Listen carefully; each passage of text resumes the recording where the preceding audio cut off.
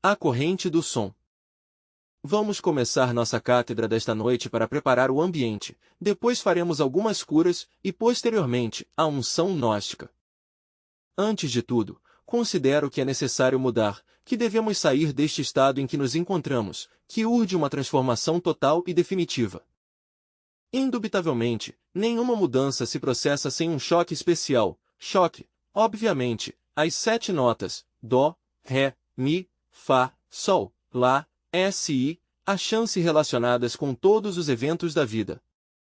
Dó, Ré, Mi, implicam de fato uma série de sucessos, mas observem vocês que entre Mi e Fá, existe, realmente, uma pausa, isso é óbvio.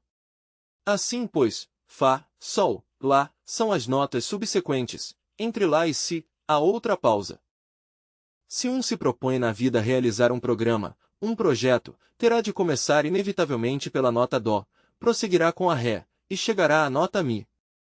Ao chegar a essa parte, surgem dificuldades, inconvenientes, porque há uma pausa entre a nota Mi e a nota Fá, e então, a corrente do som tende a regressar ao ponto de partida original, e como sequência ou corolário, é apenas normal que o esforço inicial decline, que o projeto que se pôs em marcha zozobre, mas se um lança um novo esforço para atravessar a pausa que vai da nota Mi até o Fá, é óbvio, é apenas normal que se manterá em linha reta e até em ascendente, o impulso inicial, e o negócio triunfará. Continuando com tudo isso, veremos que vem logo as notas Fá, Sol, Lá, mas entre o Lá e o Si, há uma nova pausa. Se não se reforça o impulso original, a corrente do som regressará ao ponto de partida original e fracassará a empresa, ou o projeto, ou o negócio. Assim que é muito importante isto das 7 notas da escala musical, é formidável esta questão da corrente do som, há que dar um choque ao som entre as notas Mi e Fá, e outro, entre as notas Lá e Si. Sempre se necessita de um choque que lhe permita a um existir, que lhe permita uma mudança, uma transformação. Se uma criança nasce, se vem ao mundo, o primeiro choque que recebe é o do ar que inala, que recebe, ao inalar o ar, ao receber o oxigênio pela primeira vez, a criança vive, de maneira que nós necessitamos desse choque meramente físico para existir. Também é certo que, se por exemplo, em vez de respirarmos oxigênio, hidrogênio, etc., respirássemos, por exemplo, monóxido de carbono, se produziria o choque, mas não seria recebido pelo corpo, o corpo o rechaçaria, não aceitaria esse choque e viria a morte. E quanto à nossa tão propalada civilização moderna, sucede que necessitaria um choque para não morrer, para não ser destruída. Esse choque só poderia ser através de outra civilização, imensamente superior à nossa, só assim poderia esta civilização não morrer. Haveria que inventar o tipo de choque para dá-lo a esta civilização agonizante, mas não se tem inventado esse tipo de choque que permita a esta civilização, pois, transformar-se e existir. Obviamente, esta civilização, pois, terá que morrer por falta desse choque, isso é claro. Prosseguindo para diante, teremos que contemplar ao homem à luz do Gênesis, só assim poderíamos compreender que classe de choques nos levariam à autorrealização íntima do ser. O que nos diz o Gênesis? Nos diz que, no princípio Deus criou os céus e a terra. Os ignorantes ilustrados supõem que se refere exclusivamente a céus macrocósmicos e a terra meramente física, a terra esta em que vivemos. Não nego que se refira também a ela, entre outras coisas, mas especificamente se está referindo, de forma concreta também, ao microcosmo homem. Os céus são os estados de consciência dentro de nós mesmos, dentro do homem mesmo, em níveis superiores do ser. Quanto à terra, é o corpo físico do homem, a terra filosófica, citada pelos alquimistas medievais, a terra filosófica. Assim que no princípio Deus criou os céus, os estados de consciência superiores do homem, e da terra, o corpo físico. O Gênesis acrescenta que a terra estava desordenada e vazia, e que o Espírito de Deus se movia sobre a face das águas. Está se fazendo alusão aqui ao homem ignorante, simplesmente ao bípede tricerebrado ou tricentrado, erroneamente chamado homem, ao animal intelectual, que é terra desordenada e vazia, que tem sua mente na mais completa desordem, que é um verdadeiro caos, que unicamente crê no que lhe informam os 5 sentidos, que vive no mundo das paixões animais, que nada sabe sobre o real, sobre o esotérico, que é absolutamente ignorante, que nunca tem recebido um raio de luz que o ilumine, etc. É o homem comum e corrente, o homem do mercado, o homem da praça pública, o homem vulgar da terra, citado por um de nossos ritos gnósticos, creio que o de segundo grau, etc. É o tipo sensual e grosseiro, esse é a média da vida humana, essa é a média da vida homem, a média de todos os milhões de seres humanos ou de humanoides, que vivem atualmente no mundo. Mas, como sair desse estado? Imaginemos por um momento que subimos a uma torre para ver as multidões humanas. Como fazer para que essas multidões saiam desse estado em que se encontram? Não há dúvida de que cada uma dessas pessoas, que em geral compõem as multidões, é terra desordenada e vazia, isso é óbvio. Mas, como fazer? Se necessitaria de um choque especial, só assim poderia dar-se o caso de que houvesse uma mudança. É possível esse choque. O Gênesis diz que criou Deus a luz, disse, façaze a luz e a luz foi feita, e que separou a luz das trevas. A que trevas se refere o Gênesis?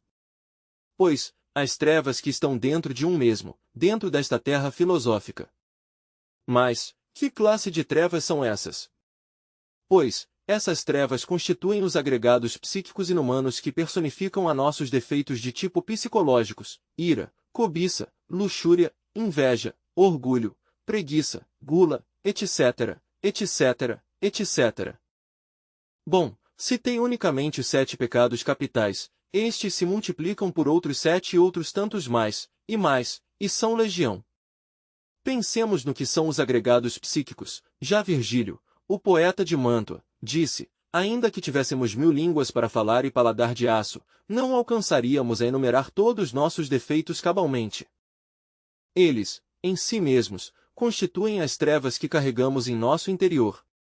Separar a luz das trevas é algo tremendo, porque essa luz é a consciência superlativa do ser. Arrancá-la às trevas, quer dizer, desengarrafar a consciência, extraí-la de entre cada agregado psíquico inumano, de fato, implica terríveis superesforços que há que realizar em si mesmo e dentro de um mesmo, aqui e agora.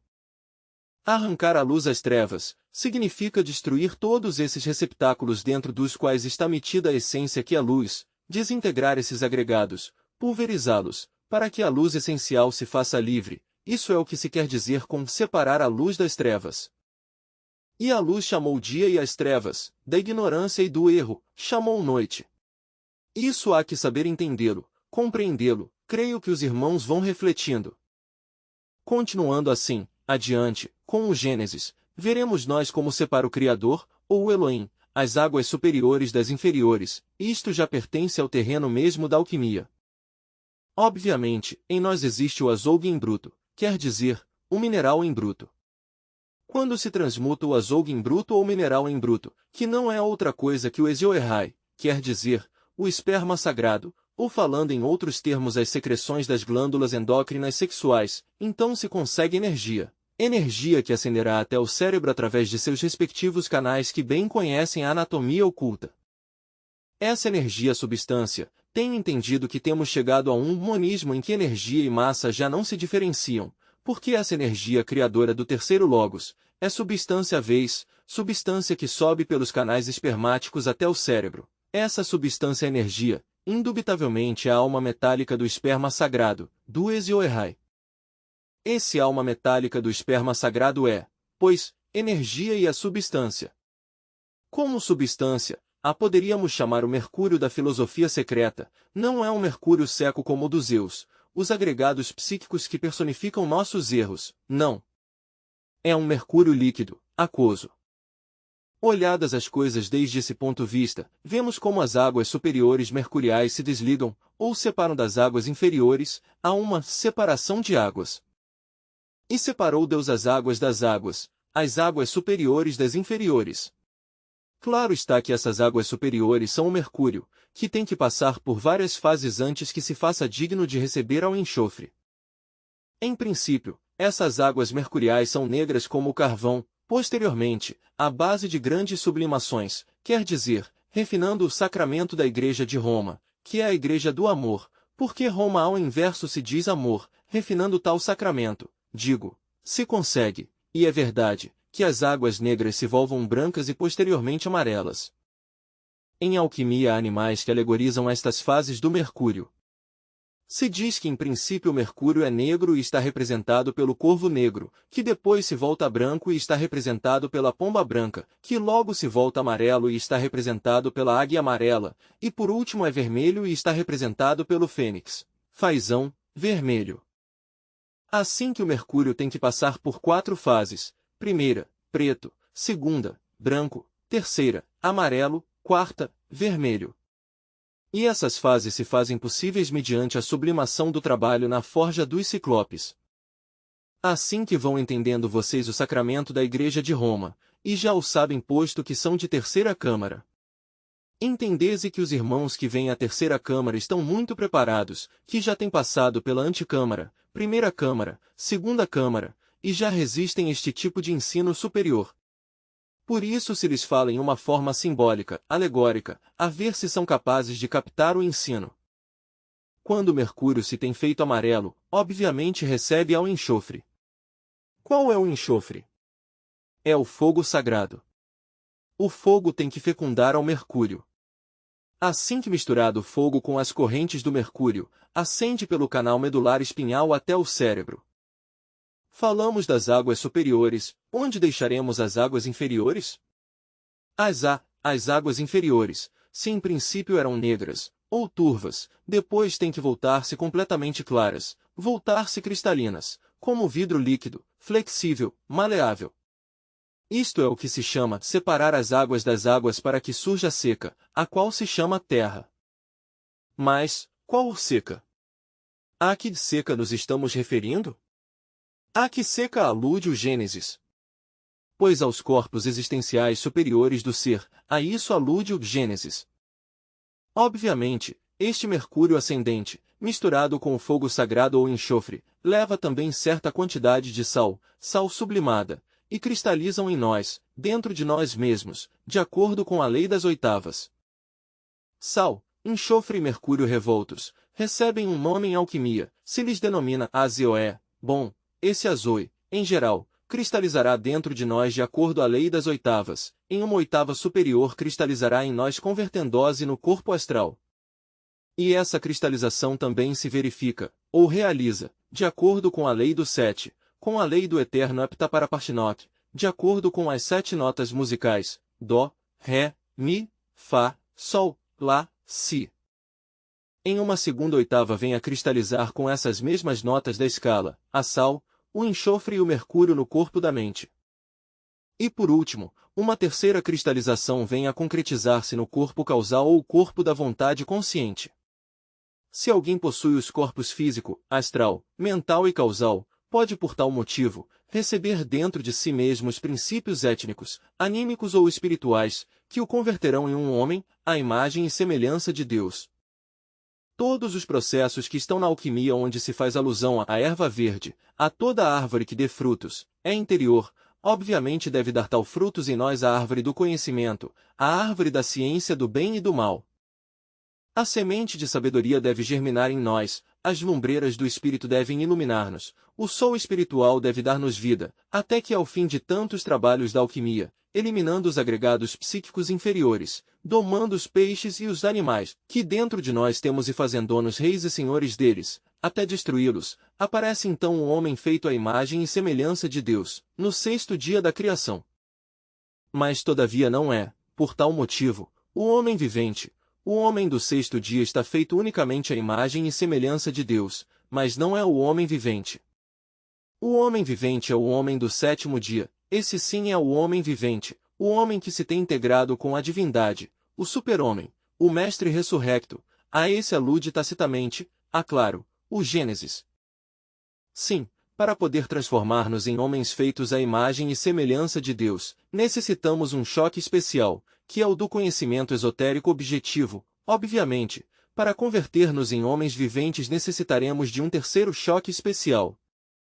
Concretizemos. 1. Para que exista o homem físico, necessitamos de um choque físico que é o ar que se respira no momento do nascer. 2.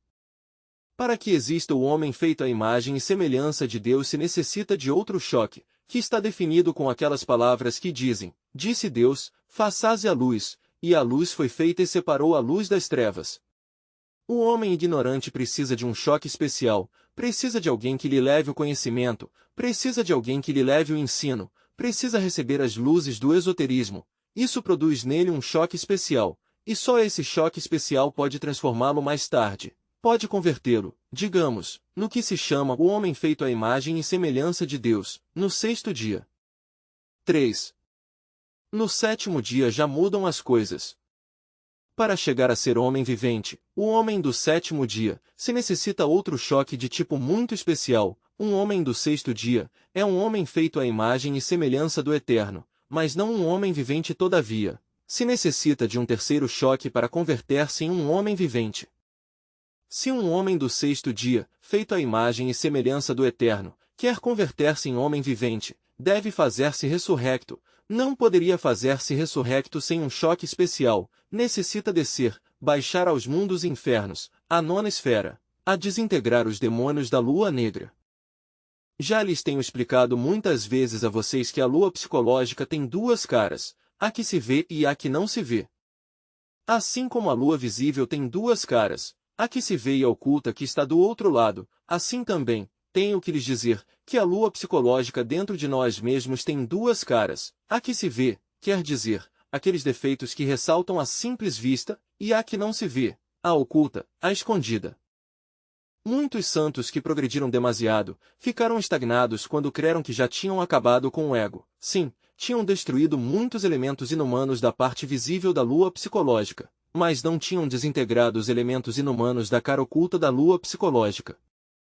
Se absorveram no Nirvana ou no Mahaparinirvana, convencidos de que os elementos indesejáveis de sua psique tinham sido desintegrados, pulverizados, mais tarde se deram conta de que não tinham chegado todavia à meta. Lhes ficavam muitos elementos indesejáveis na parte oculta da lua psicológica. Deveram então de retornar ao trabalho esotérico. Assim, meus queridos irmãos, é bom ir entendendo que enquanto não houver eliminado os elementos indesejáveis de sua psique, obviamente vai mal. Quem pensa que se pode progredir sem eliminar os elementos indesejáveis de sua psique, estão equivocados, totalmente equivocados. O homem feito à imagem e semelhança do eterno Deus vivente, que criou o céu e as coisas que há nele, a terra e tudo o que existe, tem forçosamente que receber um choque especial, se é que de verdade quer converter-se em homem vivente. E esse choque não seria factível se não se baixasse à novena esfera. Ali é possível esse choque, só ali se pode receber esse choque tão especial, e recebendo, só ali seria factível desintegrar os elementos indesejáveis que em seu interior ficam. Essa classe de trabalho relacionado com a lua negra se denomina em esoterismo a iniciação de Judas, quer dizer, a paixão pelo Senhor. Raros são os seres humanos que têm chegado a essas alturas. No entanto, eu cumpro com mostrar-lhes a vocês o caminho que conduz à liberação final.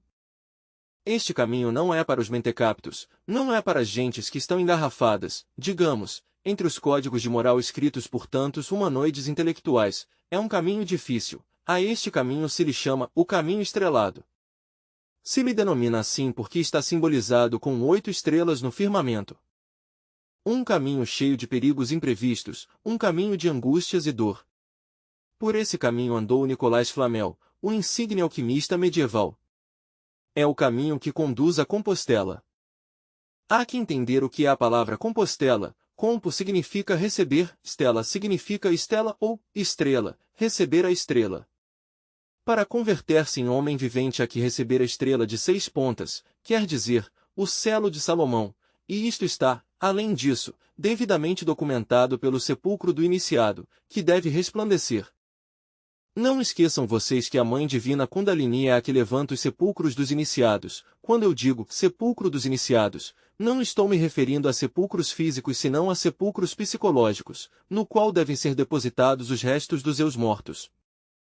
Quando o sepulcro resplandece, não há ficado nem um só eu dentro da sepultura, então brilha a estrela, há que saber entendê-lo.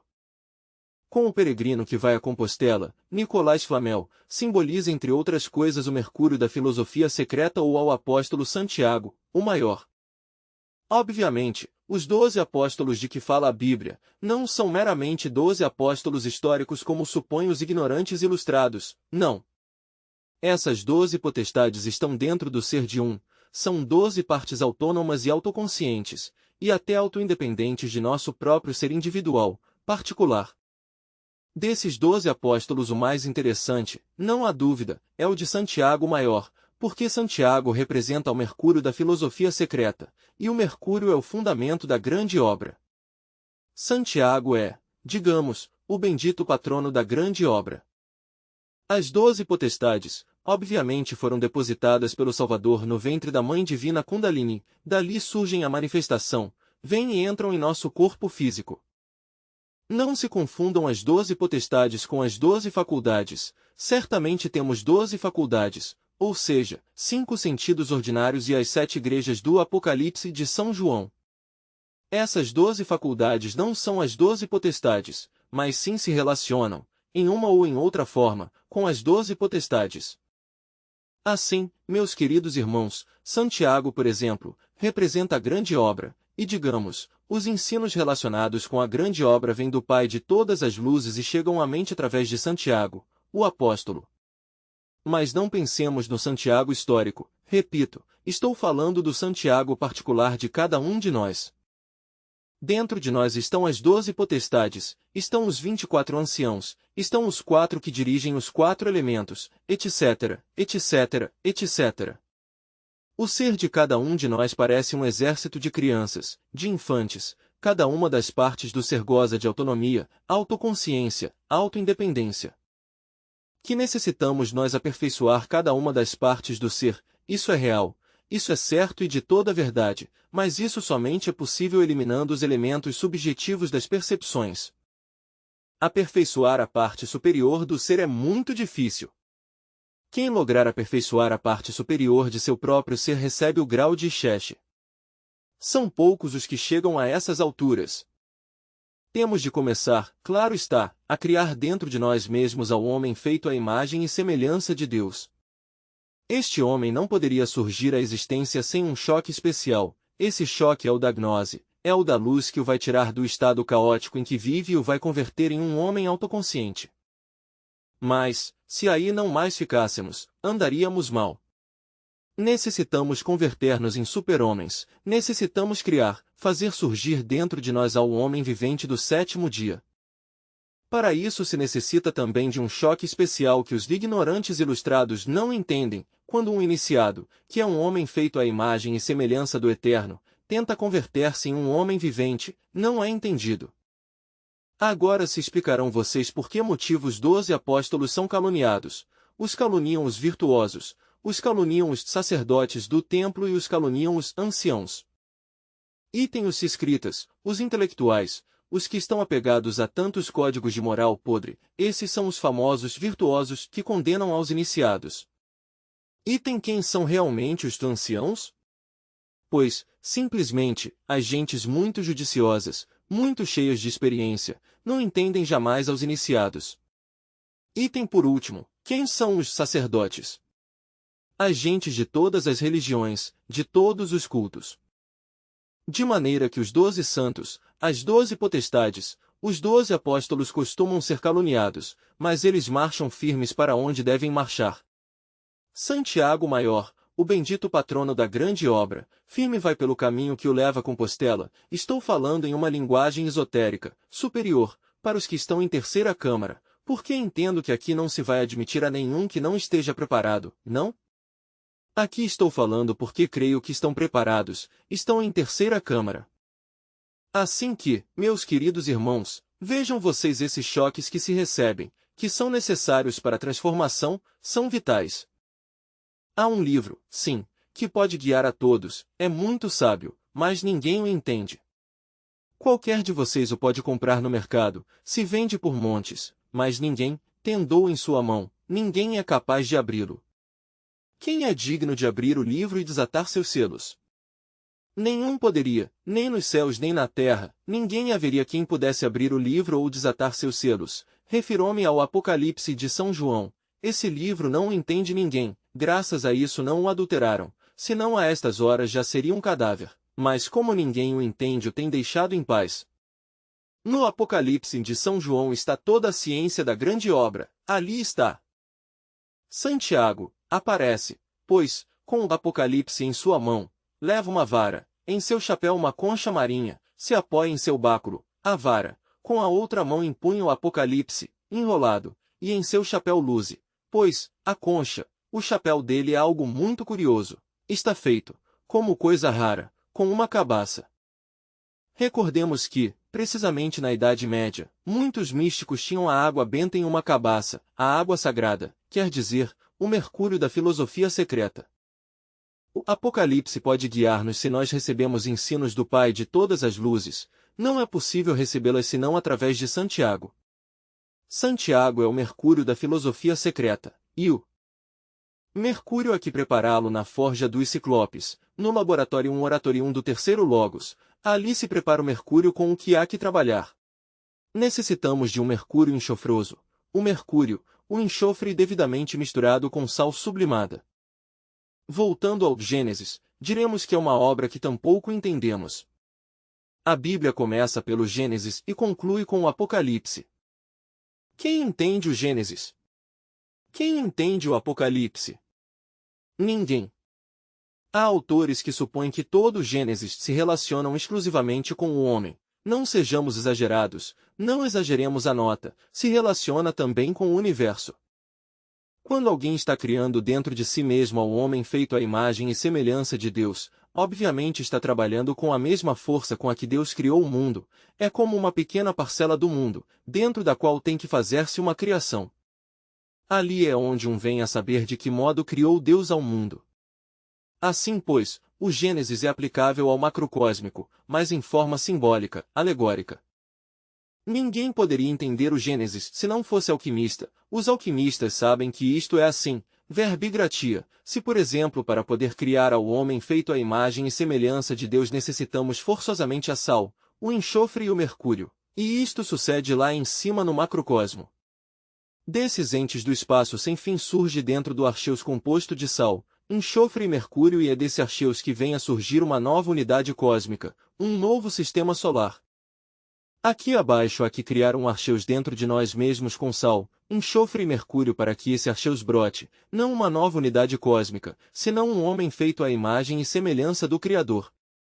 O homem vivente leva os 6 tridentes nos chifres, é claro, nos faz recordar ao celo de Salomão, a estrela de 6 pontas. A estrela deve ter os 6 tridentes nos chifres, então sim é um homem autorrealizado, é um homem que pode estabelecer-se firmemente no sagrado Anclad. Assim, pois, meus queridos irmãos, até aqui a conversa desta noite. Item estudante. Mestre, para que um homem se converta em homem tridente, necessita estar já mais elevado? Item mestre. Que um homem se converta em tridente. Não, é que os tridentes marcam exatamente os graus de perfeição alcançados pela razão objetiva. Se um homem não tem senão 5 tridentes, será o feito à imagem e semelhança do Eterno. Se lhe aparecem em seus chifres na fronte 5 tridentes, obviamente se trata de um homem feito à imagem e semelhança do Criador, mas não de um homem vivente. Um homem vivente, repito, leva 6 tridentes nos chifres.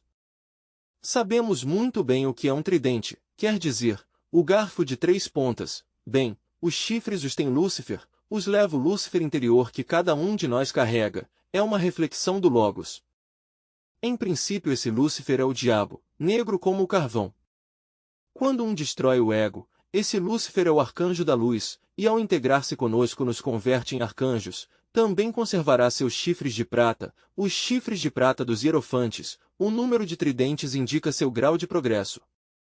Item estudante. Mestre, temos aprendido que há mestres que empreendem o caminho do absoluto. Também se nos tem dito que todos os anjos que não caíram e que se fundiram no absoluto estão para além de toda possível compreensão. Que classe de exaltações pode haver dentro do seio do absoluto?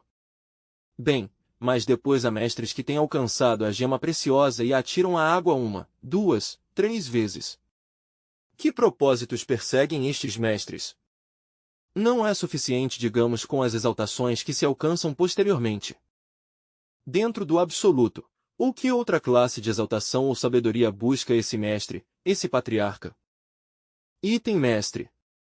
Bom, na Índia se sabe que o iniciado ou o yogi que persegue precisamente a união com Deus mesmo, nada tem mais que buscar já que encontrou a Deus, mas se quer progredir um pouco mais, aprofundar mais dentro de Deus, se quer aprofundar-se mais em Deus, porque Deus não é nenhuma pessoa, Deus é o divinal, necessitará por retrogradação descer outra vez, deve voltar a tentar dar vida à pedra filosofal e ressurgir novamente. Obviamente, se alguém assim o faz, penetra mais profundo, porque isso está alegorizado com a famosa ave fênix, uma ave que voava e voava por aí, e tinha uma coroa de ouro inefável, suas patas eram de ouro, sua plumagem azul, vivia milhares e milhares e milhares de anos, e ao fim cansada de viver, diz a mitologia que fabricou um ninho formado por incenso, mirra, aloe, sândalo, etc., e ali se incinerou.